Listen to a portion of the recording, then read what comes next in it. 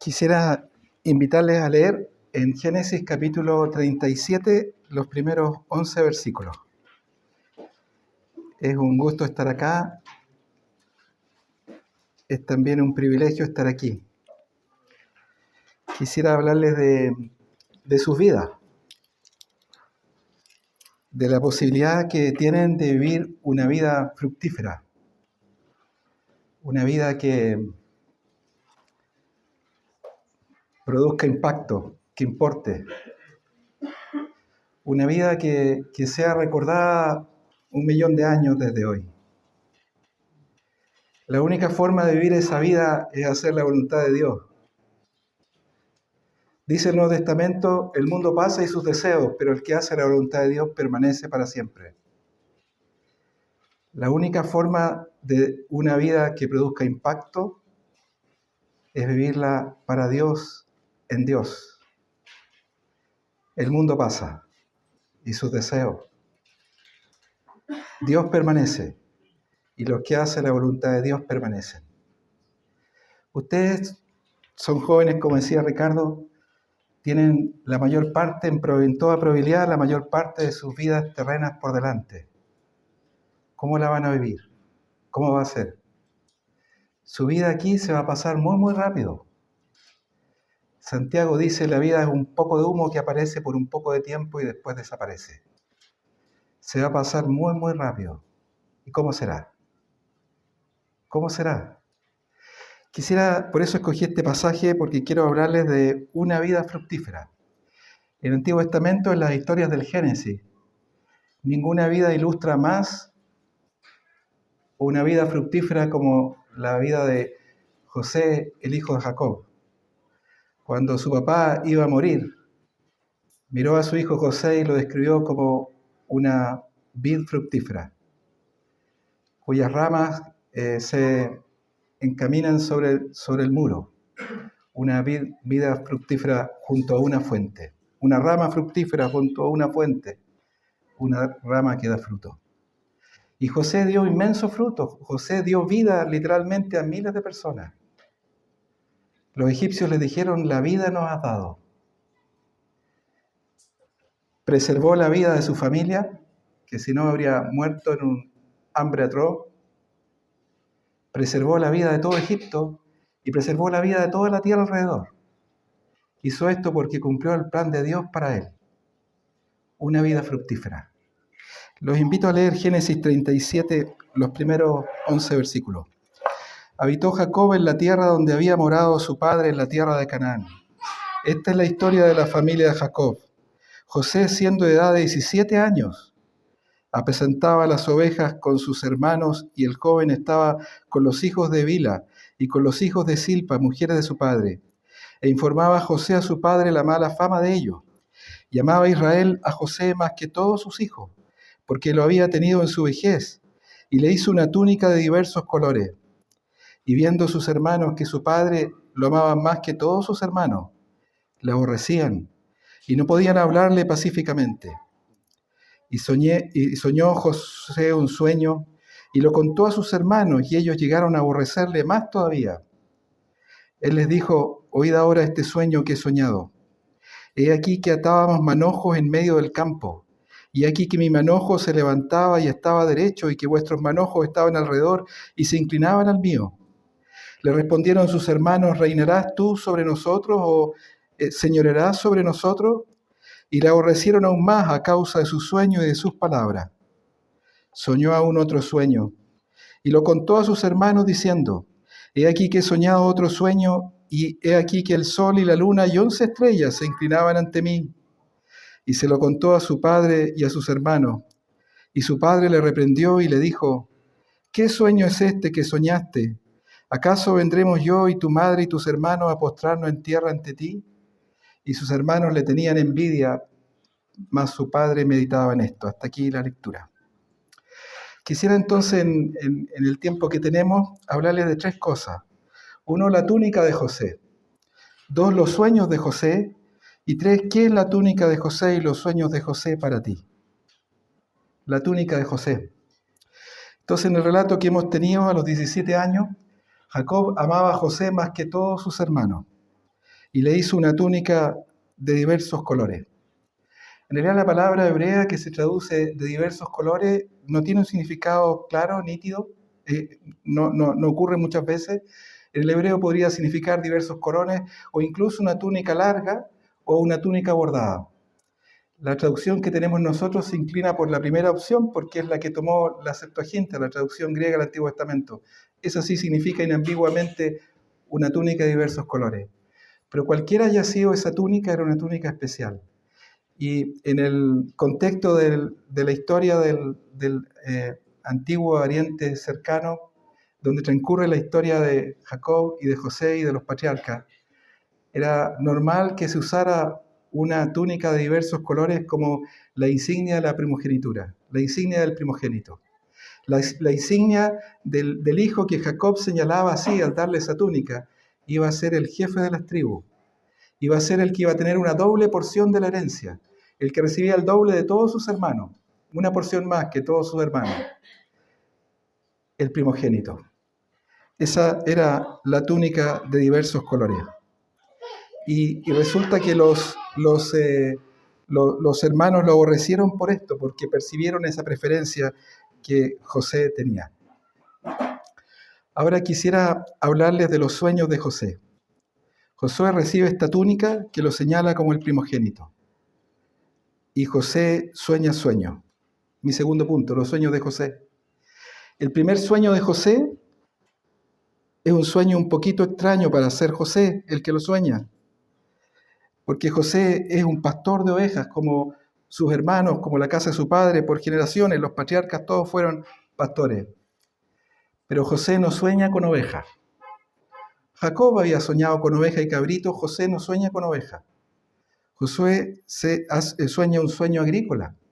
Josué está en medio del campo, José está en medio del campo y resulta que en el sueño también están sus hermanos alrededor. Y entonces en la mano de José hay una espiga de trigo. Y la espiga de trigo de José está erguida, está derecha, está levantada, está llena. Y las espigas de los hermanos de José decaen. Y se inclinan no ante José, sino ante la espiga que José tiene en su mano. Ahora, los hermanos de José interpretaron este sueño diciendo, ¿tú vas a reinar sobre nosotros? ¿Realmente tú eres el rey, el que va a reinar sobre nosotros? ¿Tú vas a ser el líder de nosotros? Y lo aborrecieron más por su sueño y por sus palabras. Pero quiero que noten que, aunque esto es lo que los hermanos interpretaron, ese significado del sueño es problemático. No tenemos acá, hay 6 sueños en la historia de José, y estos 2 que soñó José son los únicos que no tenemos una interpretación que viene de Dios. Lo que tenemos es la interpretación de los hermanos de José y la interpretación del papá de José para el segundo sueño, pero no tenemos una interpretación que haya sido revelada por Dios. Entonces, lo que habría que pensar es si esta interpretación es la correcta. Y entonces habría que decir acá que ese sueño que mostraba la espiga de José erguida, una espiga de trigo erguida en su mano, un manojo de trigo erguido, lleno, y los otros manojos que se inclinan ante el manojo de José, la interpretación que ellos dieron es que José iba a señorear sobre ellos, que iba a ser el que los iba a reinar, iba a ser el rey. Pero la historia posterior no coincide con esto, ¿no es cierto? Mirándolo después, porque es cierto que José recibió una doble porción de la herencia, ¿cierto? Cuando Jacob estaba por morir, entonces se le avisó a José, tu papá está a punto de morir. Y entonces vino a ver a Israel su padre. Y Jacob lo primero que le dice es, el Dios omnipotente, el Shaddai, se apareció a mí cuando iba en tal lugar y me bendijo. Y le habla de su intención, de que le dio la tierra, le iba a hacer fructífero, lo iba a multiplicar, y le habla de su intención de adoptar él a los 2 hijos de José. Y le dice, tus 2 hijos que te nacieron en la tierra de Egipto, Efraín y Manasés, serán míos, legalmente míos. Biológicamente de José, pero legalmente de Jacob, porque era la forma que le iba a dar una doble porción de la tierra. Lo que le había prometido con la túnica de muchos colores.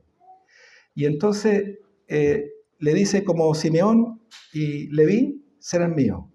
Yo le daré tierra entre sus hermanos. Y cuando llegó el tiempo en que la tierra se repartió, Jacob entonces tenía 13 hijos legales, 12 propios, de las 4 mujeres, dos mujeres, Raquel y Lea, y sus concubinas, Bilha y Silpa, más, pero en lugar de José, los 2 hijos de José, 13 entonces. Pero resulta que uno de los 13 no iba a tener porción en la tierra, porque su porción es Yahvé. Su porción son las ofrendas de Yahvé y los diezmos de Yahvé. Entonces los levitas no tenían porción en la tierra porque Dios era su porción. Entonces la tierra en los tiempos de Josué no se divide por 13, a pesar de que son 13 los hijos legales, sino que se divide por 12. Y Josué reparte por suerte la tierra a los hijos de Jacob, a las tribus de Israel. Y entonces pasa que José recibe una doble porción de la herencia, porque recibe una porción por Efraín y una porción por Manasés. Eso es cierto, recibió la doble porción de la herencia, pero José no fue el que reinó sobre las tribus. José no fue el que reinó sobre sus hermanos, como señorearás tú, reinarás tú. El verbo es malaj, de donde viene melech, el sustantivo melech, de rey. ¿Reinarás tú sobre nosotros? No, no reinó sobre ellos. Porque el mismo Jacob, en esa ocasión en que bendijo a los hijos de Israel poco antes de morir, dijo: Judá, te alabarán tus hermanos, tu mano es la cerviz de tus enemigos. No se apartará el cetro de Judá ni el legislador de sus pies hasta que venga Silo, un título mesiánico, y a él se congregarán los pueblos. Entonces, el derecho del reino pertenece a la tribu de Judá. Los reyes de Israel no vienen de José, no vienen de Efraín ni de Manasés, vienen de la tribu de Judá. Entonces la interpretación de los hermanos es problemática porque José no reinó sobre ellos. Cierto, los hermanos se inclinaron ante él cuando vino a Egipto, pero José no reinó sobre los demás hermanos. El cetro no se apartó de Judá. Judá es la tribu de los reyes, y de la tribu de Judá viene el Mesías, que es rey para siempre, sobre la casa de Jacob para siempre, y su reino no tiene fin. Entonces esa no es la interpretación. Fíjense que el sueño es un sueño en que las espigas no se inclinan ante José, sino que se inclinan ante la espiga de José, ante el manojo de José. Eso es lo que dice el texto. Aquí dice el versículo 7, he aquí que atábamos manojos, son manojos de trigo en medio del campo, y aquí que mi manojo se levantaba y estaba derecho, y que vuestros manojos estaban alrededor y se inclinaban al mío. Entonces, los manojos de ellos se inclinan ante él. Es más bien una profecía de lo que iba a ocurrir. Mirando la historia posterior lo vemos, mirándolo en retrospectiva. Quizás al leerlo no habríamos sabido qué es, porque no está la inspiración, pero mirando en retrospectiva lo que pasó después, entendemos que era una profecía del ministerio que iba a tener José. Porque él iba a ser llevado a grandeza por el trigo. Y su ministerio iba a ser el de proveer trigo a un mundo en hambre. Y entonces la profecía lo que decía era que el manojo de José tiene abundancia de trigo y los manojos de sus hermanos están vacíos, no tienen trigo, se inclinan ante él. Y el sueño anticipa el momento en que los hermanos de José vienen a José para buscar comida porque no tienen comida, para no perecer de hambre. El sueño 1 de José es un sueño que anticipa el destino de José. Dios quiere hacer fructífero a José. Dios ha prometido hacerlo fructífero. Estos sueños son una promesa. De los otros 2 sueños, de los otros 2 pares de sueños que sigue, José mismo dice, de Dios son las interpretaciones. De Dios proviene la interpretación de los sueños. Dios está comunicando su propósito para el destino de José. Y su propósito es hacer a José fructífero y hacerlo la fuente de la comida a un mundo en hambre, que si no, perece. Después José sueña un segundo sueño. En ese segundo sueño, ahora no hay manojo, debería decir algo antes de terminar el primero. Lo que debería decir es que ese sueño raro para José está como ambientado en forma rara. Porque si bien es cierto, en la tierra de Canaán hay siembra y cosecha, y de hecho el abuelo de José sembró en la tierra y cosechó 100 por 1, Isaac. Pero la tierra de Canaán no es tan fértil. El sueño parece estar inventado en un lugar más fértil, un lugar de cosecha, un lugar donde la ocupación es la agricultura. El sueño pertenece a Egipto. El sueño anticipa un contexto de Egipto, porque es en Egipto donde José iba a llegar a su grandeza. Por eso no fue un sueño de hatos de ovejas, o de carneros, o de machos cabríos, fue un sueño agrícola, un sueño de manojos de trigo en el campo. Ahora, el segundo sueño. José sueña de nuevo y dice que vi el sol y la luna y 11 estrellas se inclinaban ante mí. Y su papá, Jacob, reprende a José y le dice: ¿qué sueño es este que tú soñaste?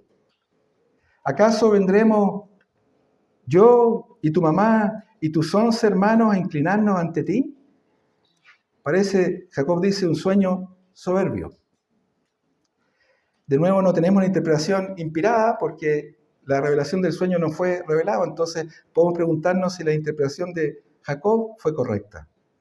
Y aquí tenemos que decir que es problemática su interpretación en dos sentidos. Es problemática por el sol y es problemática por la luna. Es problemática por el sol, porque en la interpretación de Jacob, Jacob es el sol. La luna es la mamá de José, es Raquel. Jacob es el sol, Raquel es la luna, y los 11 hermanos son las 11 estrellas son los 11 hermanos de José.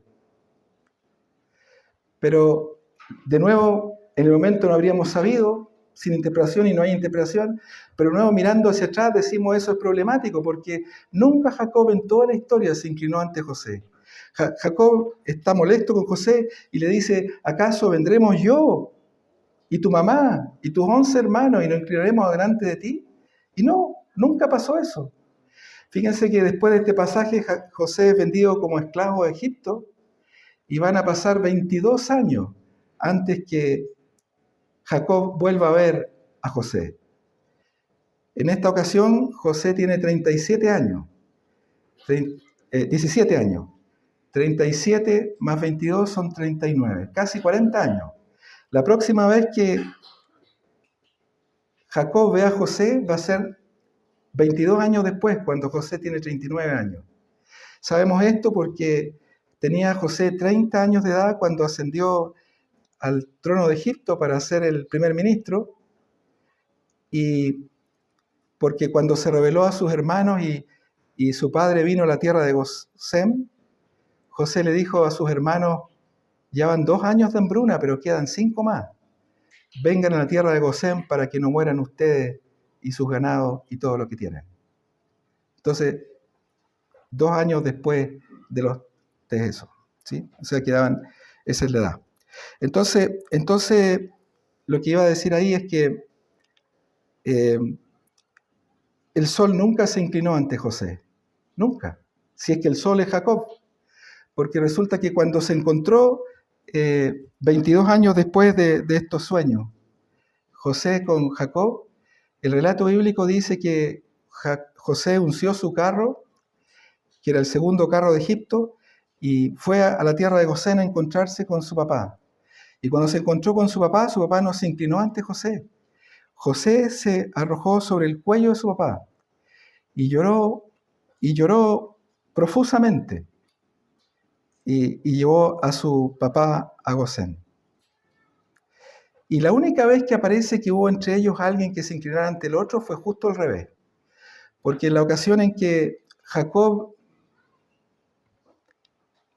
adoptó a Efraín y Manasés como hijos suyos, en esa ocasión dice que, le avisaron a Jacob que José venía, y Jacob estaba enfermo, estaba en la cama, estaba acostado porque estaba enfermo, y se incorporó sobre su lecho y se sentó en la cama. Y en el relato bíblico, cuando Jacob adopta como hijo suyo a Efraín y Manasés, entonces dice que José No Jacob, sino José, se inclinó a tierra y adoró. Veía el cumplimiento legal de la promesa implícita en la túnica de muchos colores. Recibía la doble porción de la herencia y adoró. Y se inclinó a tierra. Entonces el sol nunca se inclinó a tierra ante José. Nunca. Y después la interpretación es problemática porque es problemática por la luna y las estrellas.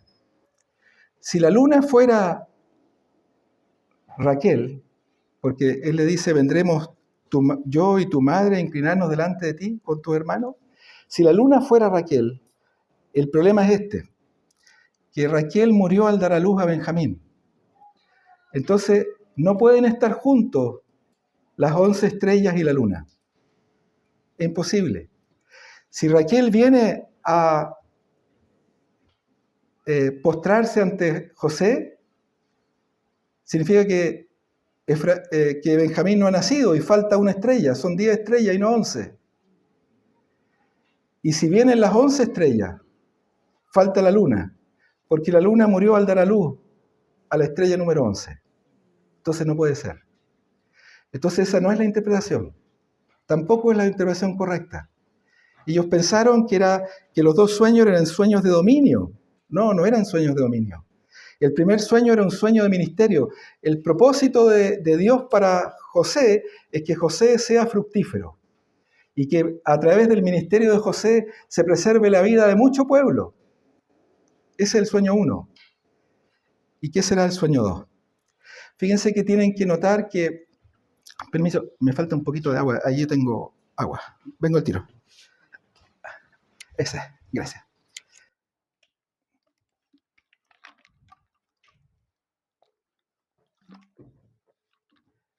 Tienen que notar que el sueño... no es necesario que el significado del sueño 2 sea lo mismo que el sueño 1. En los sueños que siguen quedan 2 pares de sueños en la vida de José. Hay 6 sueños en total. 2 pares que siguen. El sueño de Faraón, José dijo, el sueño, su significado uno es las vacas bonitas y las feas y las espigas llenas y las espigas enjutas. El sueño uno es. Pero antes hay 2 pares de sueños y ahí cada sueño tiene su propio significado. Porque está el sueño del jefe de los coperos y está el sueño del jefe de los panaderos. Y el sueño es distinto. Se parecen que Faraón en 3 días va a levantar la cabeza a los 2, pero uno lo levanta volviéndolo a su puesto, que es el jefe de los coperos, y el otro levanta la cabeza en el sentido que lo decapita, lo mata. Entonces cada sueño tiene su propio significado.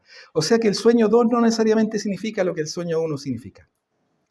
Ahora, el sueño 1 dice... aquí necesito un poquito el hebreo porque resulta que la traducción al español es la misma, pero hay un matiz que no podrían ver si no ven el hebreo. Entonces dice acá el verso 5, soñó José un sueño y lo contó a sus hermanos. Esa palabra que se traduce contó es nagid, que es dar a conocer. Lo dio a conocer a sus hermanos.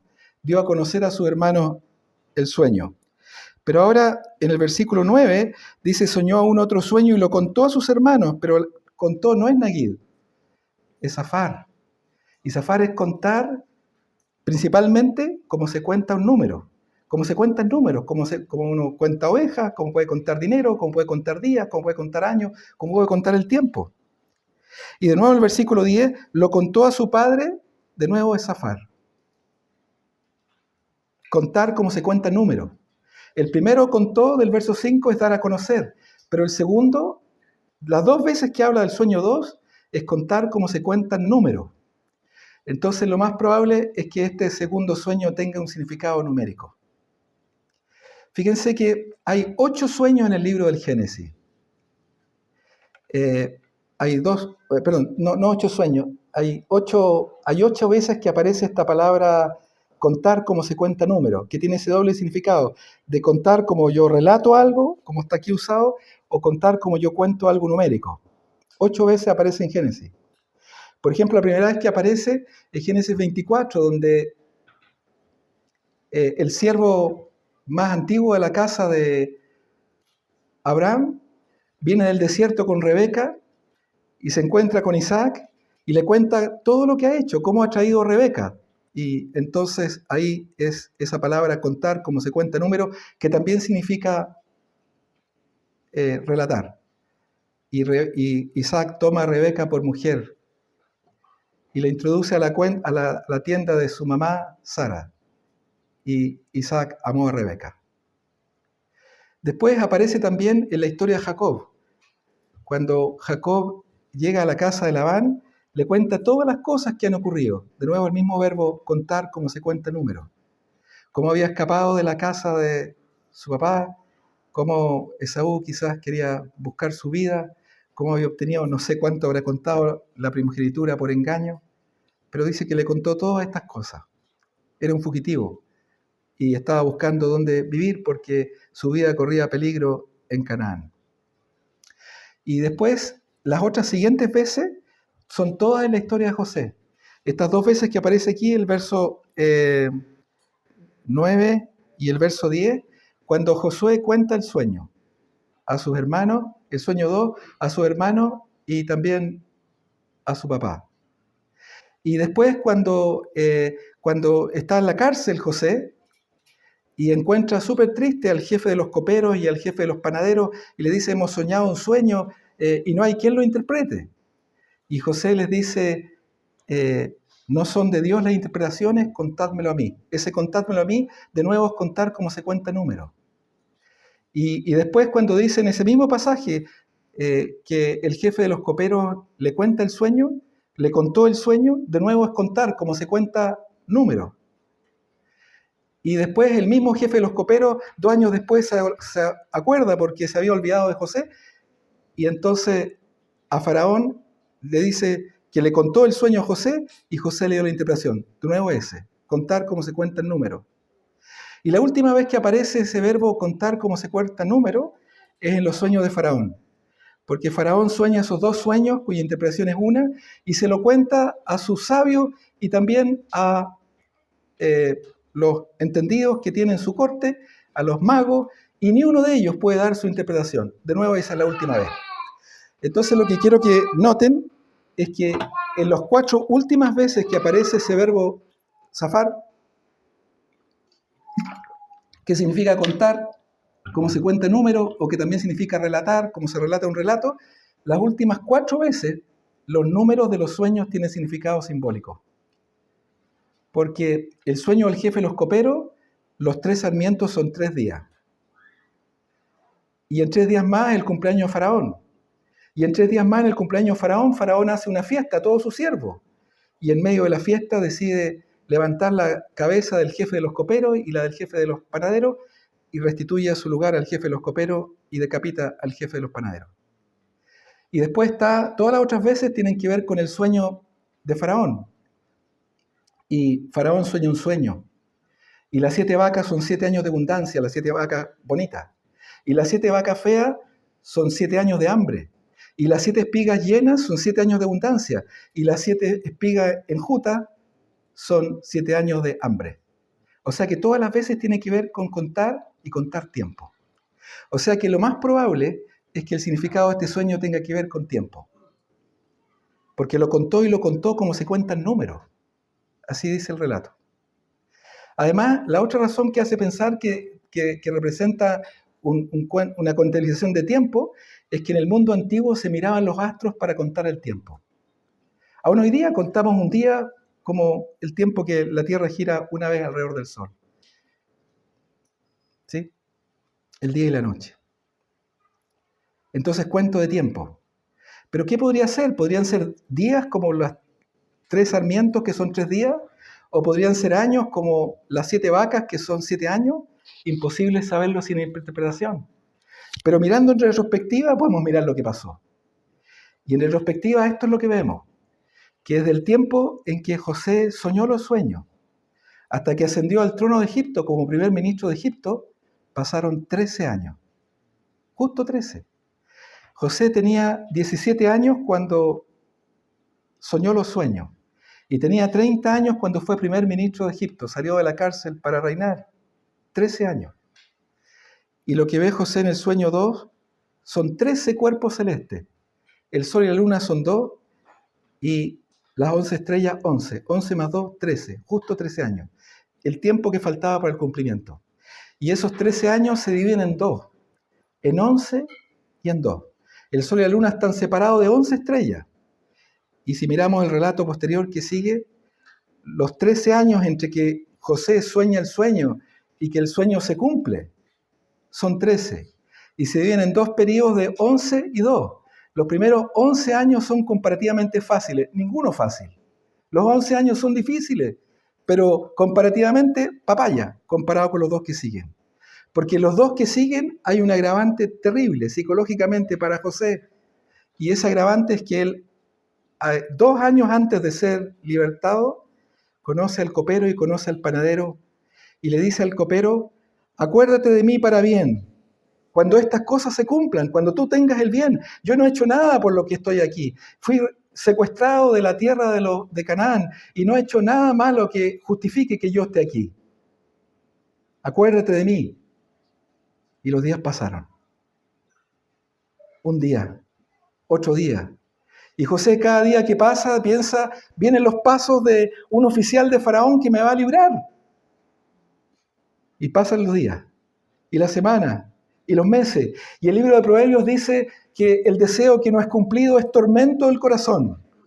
Y José sufre el tormento del corazón de una esperanza que no llega nunca. Hasta que pasan 2 años. Los últimos 2 años fueron los peores de todos. Los peores. Él pensaba que la salida estaba ahí y faltaban 2 años. Si esta es la interpretación correcta, no podemos ser dogmáticos porque no está declarada por revelación. Es solo comparando lo que pasó después con lo que el sueño decía. Pero si esta es la interpretación correcta, el sueño 2 de José es esto. Está en grado de dificultad, por eso el sol y la luna primero. Pero la historia sería así. A todo esto también los judíos miran la historia distinta que nosotros, justo al revés que nosotros. O sea, nosotros decimos la historia está para atrás y lo que adelante está para el futuro. Ellos al revés. Ellos miran hacia atrás y están mirando lo que fue y lo que futuro está de espalda. Es justo al revés de como nosotros hablamos usualmente. El futuro está de espalda porque el futuro es desconocido y yo lo que miro es lo que está para atrás. O sea que la visión judía es justo al revés de la nuestra. ¿Sí? Pero entonces la visión judía del tiempo. El sol, la luna y 11 estrellas. La primera estrella vino y se inclinó ante José. Año 1, esclavo. En el mercado de esclavos y después en la casa de Potifar. Y pasan los años una estrella tras otra. Terminan las 11 estrellas y José está en prisión. Y ahí conoce al panadero, conoce al copero del rey, al que sirve la copa en su mano, un oficial importantísimo. Tiene que primero tomar el vino él. Si no muere envenenado, el rey vive. Era un seguro de vida, ¿sí? Y el seguro de vida es que él es el fusible, él estalla primero. Es un cargo de mucha confianza. La forma en que los reyes eran eliminados es que había que sobornar al copero. Si soborna al copero, puede envenenar al rey. Entonces, lo conoce, interpreta el sueño y el sueño se cumple. Y entonces pasan 1 año más esperando. La esperanza que no se cumple es tormento del corazón. La luna se inclina ante José y después 1 año más y el sol se inclina ante José. Y entonces, por un sueño de Faraón, el copero que había olvidado lo que José había dicho, lo recuerda. Y José, vertiginosamente, que antes ha caído en tres caídas sucesivas, en el pozo o en la cisterna sin agua por los hermanos, en el mercado de esclavos y en la cárcel por un crimen que no cometió, asciende vertiginosamente al trono de Egipto y se vuelve primer ministro. Ahora mi último punto. ¿Qué significa esto para ti? Bueno, lo que quiero decirte es que Dios te ha dado la túnica de José y Dios te dio los sueños de José. La túnica de José. La túnica de José es la promesa de la primogenitura. Es la promesa de una herencia. Es la promesa de una herencia grandiosa, el doble de tus hermanos. En el caso nuestro, esto es lo que el Nuevo Testamento dice de cualquiera de nosotros que estamos aquí, si tú has puesto tu fe en Cristo. Si tú no has puesto tu fe en Cristo, no tienes nada. Todo lo que tienes, lo que crees tener, lo vas a perder en un instante al partir. Todo se queda aquí, todo. Y a mí me impresionó mucho eso cuando murió mi papá. Estaba todas sus cosas. Estaba su ropa. Estaban sus cosas, estaba todo. Él no estaba. Se había ido. Todo lo que tienes lo vas a perder. Todo lo que ves lo vas a perder. No es tuyo, es prestado. Eres administrador de cosas que se van a perder. Tu auto, tu casa, tu cuenta bancaria, tus acciones, tus fondos mutuos, tu oro, tu plata, todo se queda. Las personas que tú ves, la mayoría de los que ves los vas a perder, excepto los que están en Dios. Lo único que tenemos es lo que tenemos en Dios. Y resulta que esto es lo que tenemos en Dios.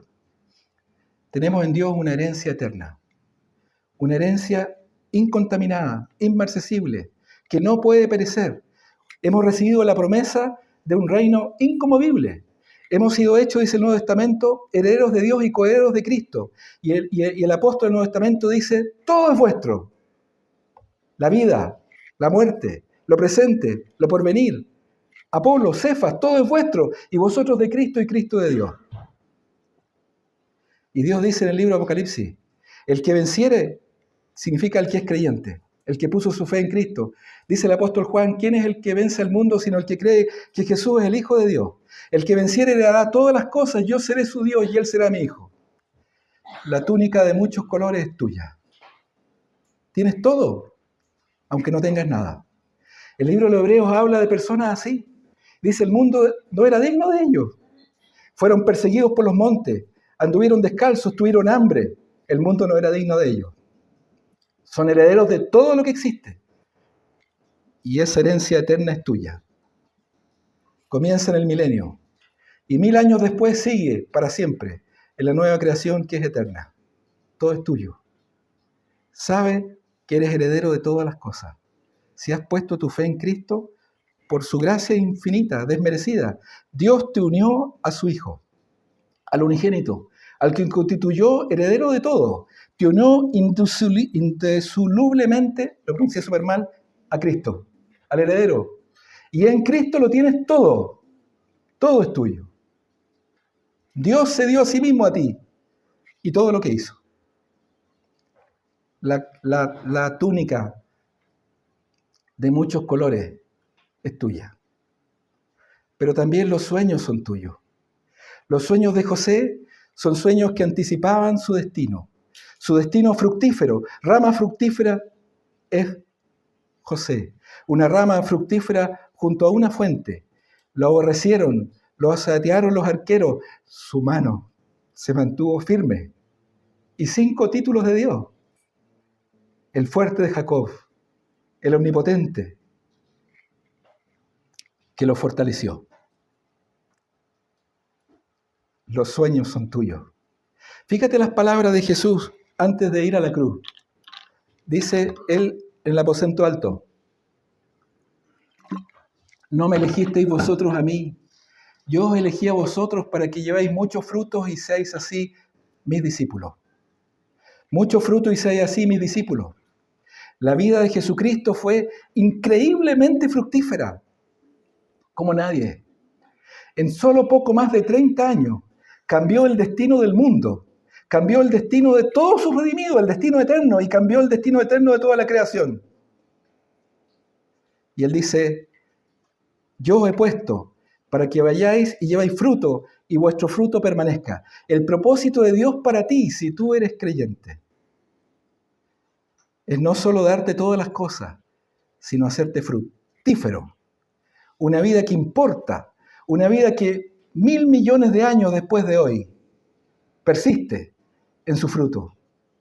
Yo os he puesto para que llevéis fruto y vuestro fruto permanezca. El mundo pasa y sus deseos, el que hace la voluntad de Dios permanece para siempre. Los sueños de José son tuyos.